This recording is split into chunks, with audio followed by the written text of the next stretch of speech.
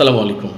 আমাদের প্রজন্ম আমরা জানি যে ইরান সবসময়ই মার্কিন যুক্তরাষ্ট্রের বিরোধী শক্তি এবং ১৯৭৯ সালের আগ পর্যন্ত আপনি জানলে অবাক হবেন যে তখন কিন্তু মার্কিন যুক্তরাষ্ট্র ইরানের খুবই ঘনিষ্ঠ মিত্র ছিল এবং ইরানের প্রেসিডেন্ট ছিল তখন রেজা শাহ পাহলভি।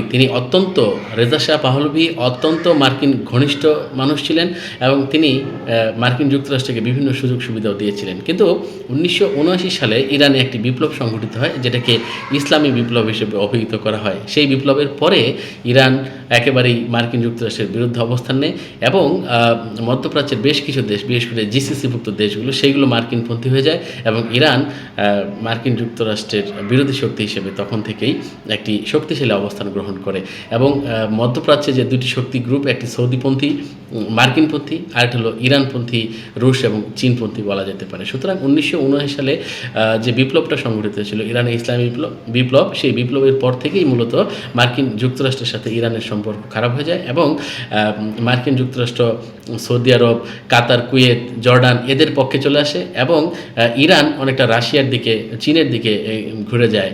যে কারণে আমরা আমাদের প্রজন্মের পর থেকে এখন পর্যন্ত দেখছি যে ইরান মার্কিন যুক্তরাষ্ট্রের সম্পূর্ণই বিপক্ষের একটি দেশ।